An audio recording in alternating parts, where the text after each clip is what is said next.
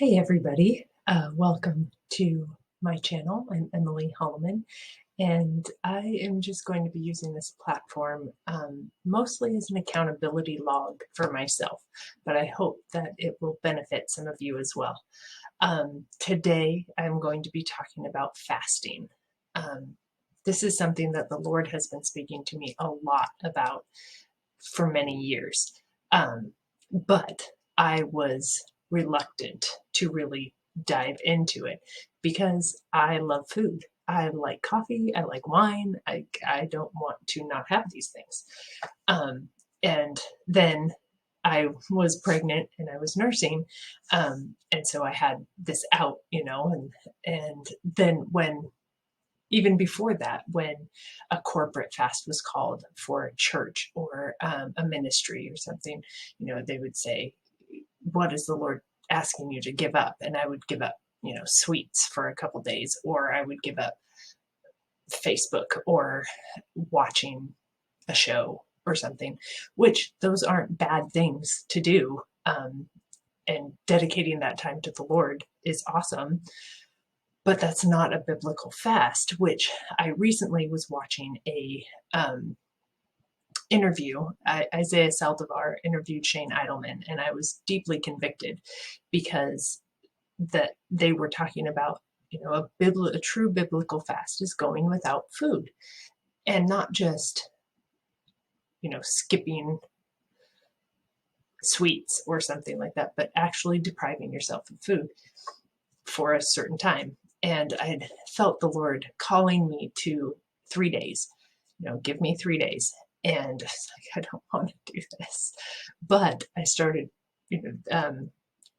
through that interview, I was encouraged to start preparing myself for that. So I started intermittent fasting, and then I dialed back my coffee intake and my wine intake. And then, the Lord said this last week, said Monday, and my husband joined me in it because he felt the Lord speaking to him about that too. But something that really stuck out to me from that interview that Isaiah interviewed Shane Idleman was that they talked about the fast, some particular fasts in the Bible. First off, in Matthew 6, Jesus says, when you fast, talking about don't put on sackcloth and ashes and proclaim it like the Pharisees did, but wash your face and anoint yourself with oil and go about your day, focused on God. Well, during the interview, they were talking about fasts such as Esther and Daniel and Nehemiah. So Esther, most of us know the story. She's going before the king, or Mordecai asks her to go before the king. She's like, I could die. And he says, you don't know that you weren't created for this. You don't know that you didn't attain royalty for such a time as this. And it will come about by some other means if you don't do this. And you and your family will be lost. So she says, okay, everybody fast and pray with me for 3 days. And that was no food, no water, nothing. And the way that they said this, I'd never really thought about it before, was that an entire country's policy was changed because of 3 days of fasting and Esther's boldness of faith in God to go before the king. And then Nehemiah, he hears about what's happening in Jerusalem, and he fasts and prays. And the king at the time, his heart is moved towards him, and he funds his whole expedition to go. He's like, yeah, go rebuild this. Here, I'll pay for it. I'll give you all this. Go. Ezra, the same thing happened. Daniel, we talk a lot about the Daniel fast, which is the fruits and vegetables for 21 days, which again, according to the interview, was, that's a great restrictive diet plan and a great thing to do of consecration, but it's not a biblical fast because that's going without.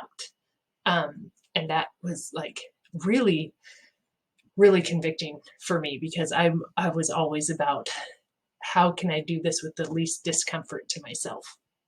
Well, Daniel, also in Daniel 9, he prays for days, fasting in sackcloth and ashes and weeping before the Lord.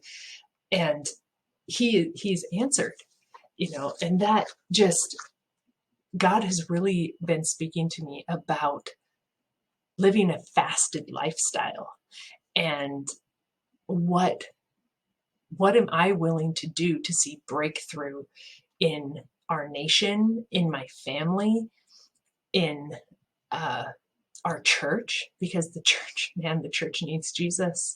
We need to take this seriously. Um, so I am, myself and my husband are choosing to live a consecrated fasting lifestyle. And I believe that will look different to everyone, or for everyone, I guess. Um, God is still fleshing that out with us of what that will look like. We both heard to give him the first fruit of the month. So uh, during the first day or few days, we haven't gotten that quite solidified yet. We will be fasting before the Lord. And at other times, whatever he is asking of us. Because, okay, so when I used to fast, if I did it all, I would think about, I've got a couple more hours and then I can eat. I just got to hang on a couple more hours and then I can eat. And I was always focused on what I wasn't having versus really pressing in to what I could have in God. And so I chose this time of fasting to really press in to God, and really, like, every time it would come up, because it came up in my mind of, oh, I want this, or making lunch for my kids. And I'm like, oh, that looks really good and I would like to have some of that. But saying, no, okay, God, your kiss is sweeter than wine, and man shall not live by bread alone, but by every word that proceeds forth from the mouth of God. And choosing to believe that. And now I'm excited. I would listen to people like Lou Engle talk about fasting and prayer, and, we got to take this to God and intercede for the nation. And my heart would burn within me, and I'd be like, yes, let's do it. Can I do that without fasting, though? No, you can't. And so now I challenge the church, you know, as Shane Adelman was saying in his interview with Isaiah Saldivar, um, talk to your doctor about it. Don't, I'm not giving anybody nutritional advice or anything. I'm not a doctor. But you talk to your doctor and see what you could do, because fasting is not only good for us spiritually, it is great for our bodies. And God has so much more for us. And I'm so excited to press in to see what he has. And so I challenge all of you who watch this to come before the Lord and ask him. Ask him what your fasted lifestyle should look like, and what he wants to pour into you, and what he wants to release through you.